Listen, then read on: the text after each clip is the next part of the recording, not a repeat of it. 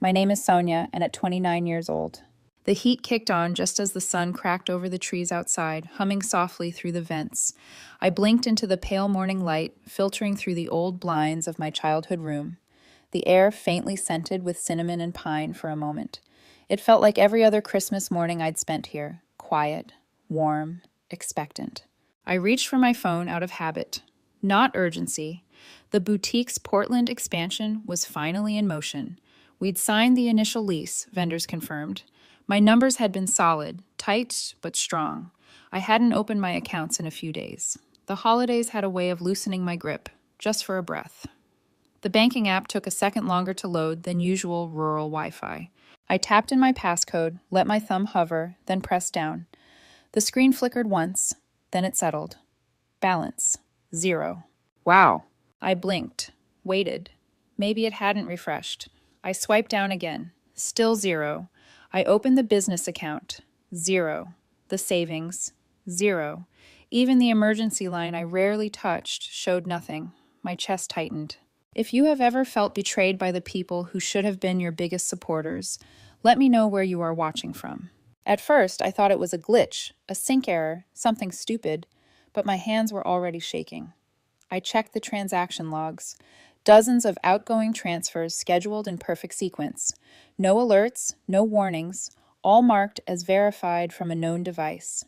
I hadn't logged in since the 23rd. The log said the device used was familiar, recognized. It wasn't me. It was someone in this house.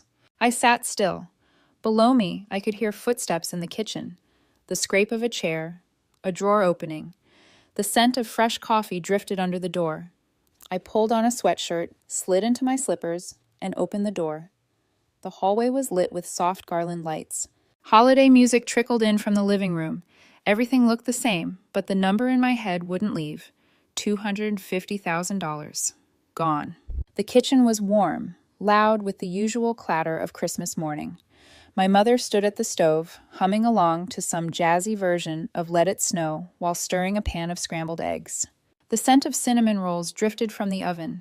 At the table, Mason was already seated, scrolling through his phone with one hand, sipping coffee with the other. "Morning," I said, sliding into my seat across from him. He looked up, flashed a smile that didn't reach his eyes. "You look like hell." I ignored it. "I need to tell you both something." My voice was calm, maybe too calm. Last night, someone emptied all of my accounts. Business, personal, everything. $250,000 in. Mason didn't flinch. My mother turned slightly, wooden spoon mid-stir. "Gone?" she echoed. "Gone," I said. "Transferred out around 1:30 in the morning from a known device, one that's logged under my profile." Mason leaned back in his chair, stretching. He tilted his head to the side and gave me that slow, familiar smirk, the one he always used when he thought he was smarter than everyone else in the room. "Prove it, Ms. CEO." My mother laughed, but it was uneasy. She turned back to the stove. "Sweetheart, it's Christmas. Maybe it's just a system thing, a delayed posting. You've been under a lot of stress lately." "I checked the logs," I said, eyes still on Mason. "It wasn't a glitch." He raised an eyebrow, then went back to scrolling his phone, unconcerned. "You're probably just tired. Happens when you mix ambition with too many spreadsheets." I didn't answer him. I didn't raise my voice. I didn't cry. I sat perfectly still and watched him. Every shift, every twitch, every sip of coffee, that smirk was all the confirmation I needed. And the fact that our mother didn't say a word to him, that was confirmation too. I used to tell myself he'd grow out of it. When I was 15, I bought my first phone with money I earned babysitting twins across the street. It wasn't fancy, just a blue flip phone with tiny silver stars I'd painted on the back. I was proud of it until it vanished 3 days before my birthday. I tore through every drawer, checked the garbage, even lifted the couch cushions twice. My mom said I probably misplaced it. A week later, I saw it sitting on Mason's dresser. Same stars, same smudge near the hinge. I picked it up, turned it over. A different SIM card. He walked in as I stood there holding it. "You went through my stuff?" he asked. "That's mine." "No, it's not."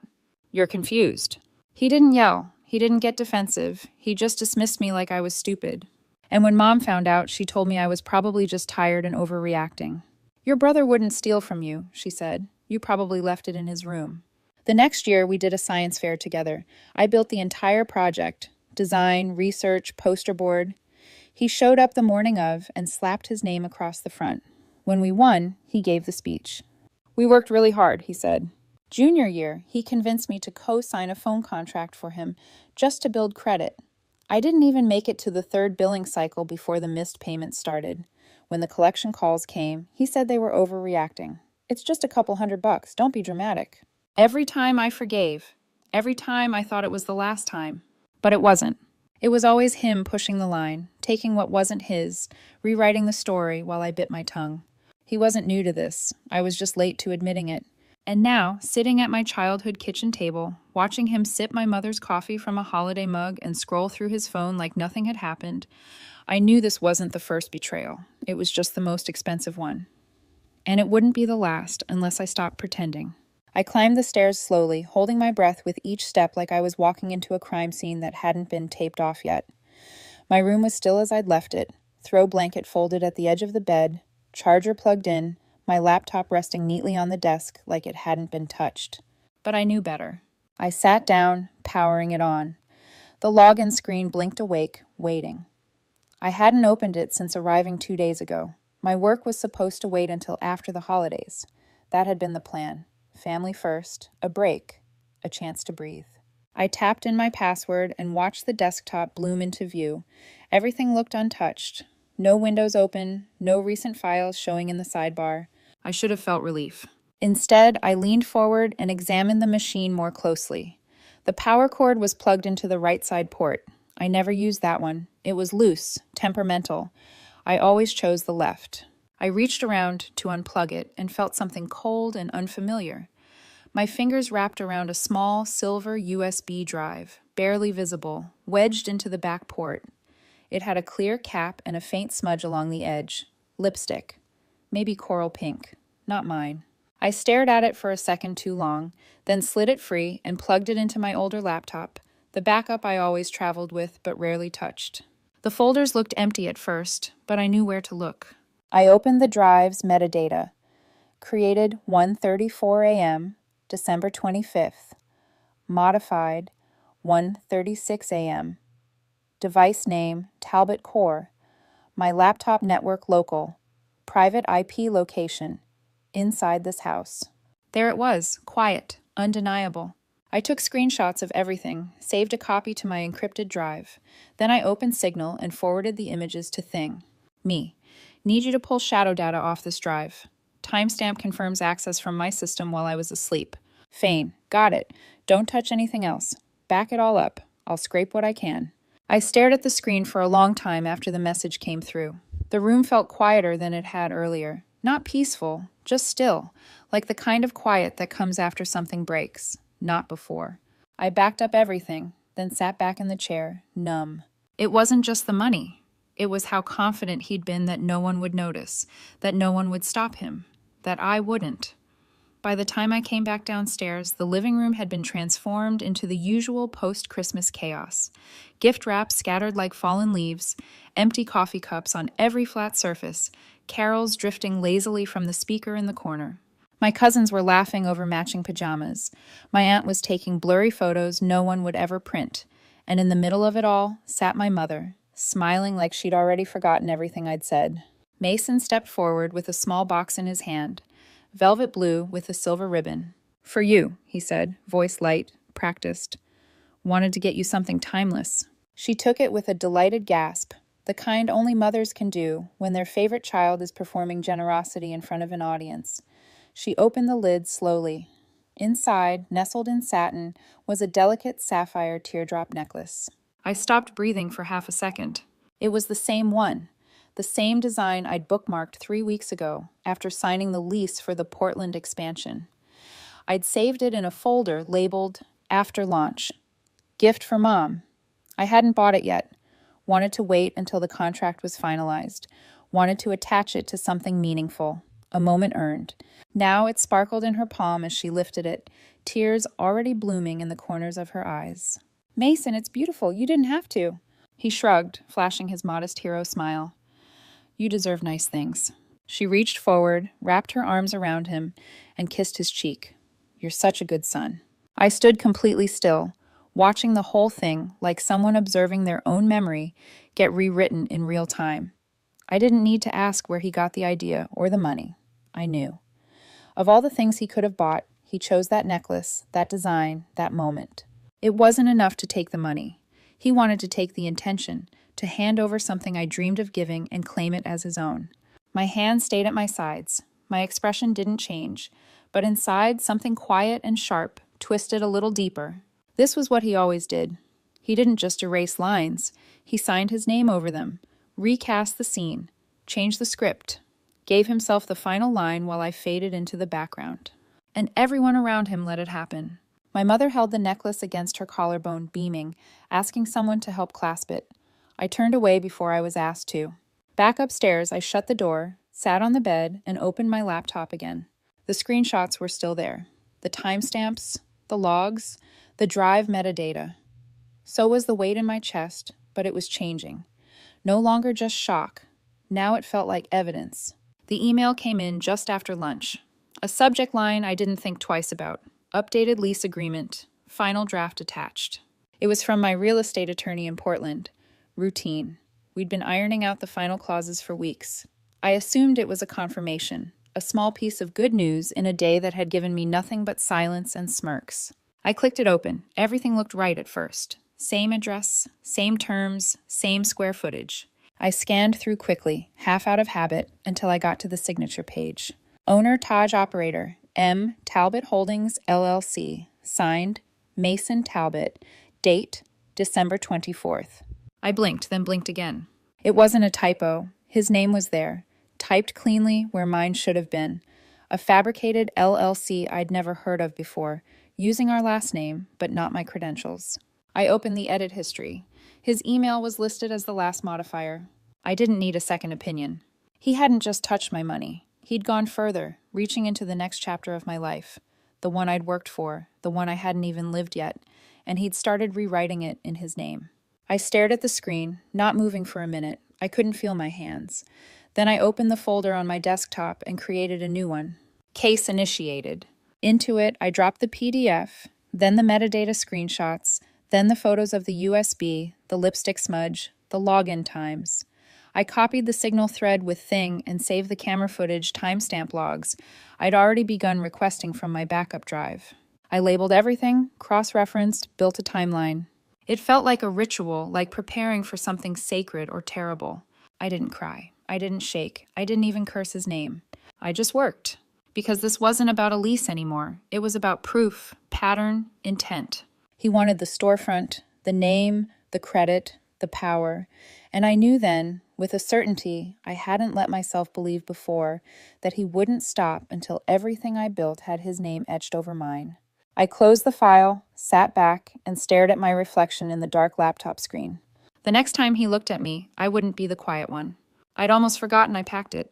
Tucked beneath a rolled-up scarf in the bottom of my bag was the mini-cam I'd used in the back office of the boutique during a string of late-night inventory thefts. Motion-activated, time-stamped, discreet. I'd meant to install it at the new Portland location after the holidays, but now it felt like I'd brought it here for a different reason.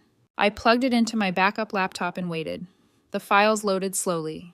Each clip was 5 seconds, unless motion had been detected. I scanned the thumbnails until I found the one I needed. December 25th, 1:31 a.m. The room flickered to life. Grainy footage, slightly angled, but clear enough. Mason, wearing one of Mom's robes, his hair pushed back, moving with ease. No hesitation, no sign of guilt. He sat at my desk, opened my laptop, plugged in a USB, the same one I'd pulled from the port that morning. He typed fast like he'd done it before. Then he leaned back, smirked at the screen, and left. No audio, no shadows, no mystery, just fact. I paused the video and let the silence stretch around me. This wasn't paranoia. It wasn't a misunderstanding. It was theft, deliberate, rehearsed, confident. I picked up my phone and called Thing. He answered on the second ring. "You okay?" "No," I said, "but I have it. Footage, timestamp matches. It's him." He didn't respond right away. "Then we're moving forward." I nodded, forgetting he couldn't see me. "Yes. Start drafting the timeline. I'm done waiting." "Copy that. Back up everything again. I'll prep an encrypted folder." I ended the call and turned back to the laptop, letting the video loop once more. Mason's smirk didn't sting this time. It clarified. He thought I'd freeze. He didn't expect me to record him doing it. I copied the clip to the evidence folder and labeled it Primary Footage, 1:31 a.m., entry, plus USB. Then I closed the laptop and let the room fall dark again. There was no going back now. The table was quieter than usual. Most of the family had gone home. The wrapping paper cleared. The music dialed down. It was just the three of us now. Me, Mason, and Mom, eating what was left of the holiday roast, surrounded by the kind of silence that isn't peaceful, just dense. I cut a piece of sweet potato, set down my fork, and let my voice stay calm. I've been thinking a lot about boundaries lately, I said. Mason didn't look up. He kept buttering his roll. About how easy it is to cross a line when you think no one's watching, I continued, and how some people take things just because they believe no one will stop them. He froze for half a second, barely noticeable, but I caught it. Mom reached for the gravy, eyes still on her plate. You're always so serious this time of year, she said lightly. I think I've just finally learned how to see things for what they are. Mason looked up then, slow and measured. Still spiraling over your spreadsheets? I smiled, not the kind that gave anything away. No, just realizing the difference between a mistake and a pattern. He didn't reply, didn't smirk, just went back to eating. Slower this time. Mom cleared her throat. Can we not do this tonight? I nodded once, still watching Mason. The air between us had changed, not by much, but enough. He felt it, the shift, the quiet that didn't come from retreat, but from readiness. He couldn't tell what I had, but he knew I had something, and for the first time, he didn't look so sure of himself. I finished my plate in silence and stood to clear it, hearing my own heartbeat steady and strong in my ears. The game had already started. He just hadn't realized he wasn't the only one playing. It happened just after 10 o'clock. I was in the kitchen rinsing a glass when the knock came, firm, deliberate, no hesitation. 3 seconds later, it came again. Mason glanced up from the living room, brows furrowed. Mom was in her robe, slippers shuffling across the tile as she made her way to the front door. I followed. When she opened it, 2 officers stood outside. One held a clipboard. The other rested a hand lightly on his belt. Is Mason Talbot present? The taller one asked. Mom blinked.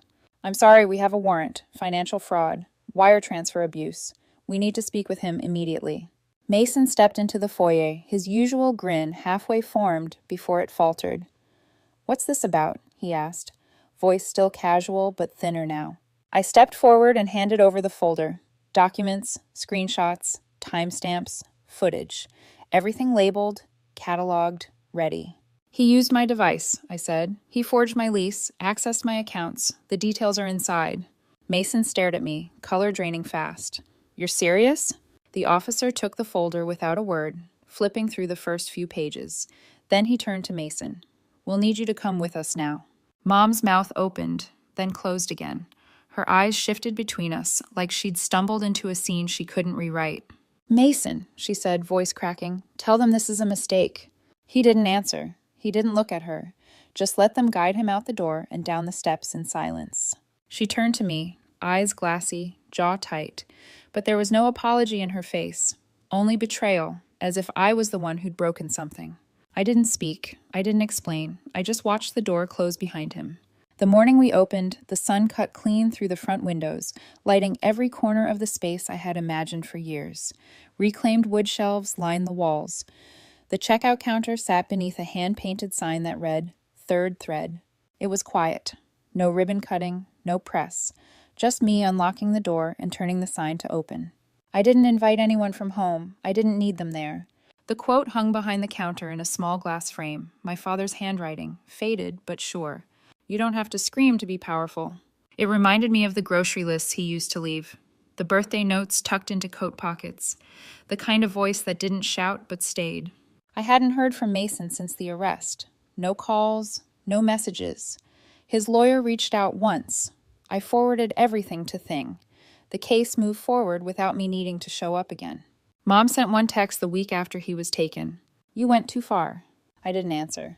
Some people don't grieve the loss of a relationship. They grieve the loss of the role they played in keeping you small. I didn't miss her voice. I had my own now. The door opened. A customer stepped inside, looking up at the shelves, the soft green walls, the quiet welcome of the space. I smiled and stood tall behind the counter. She didn't know the story, but the name on the lease was mine.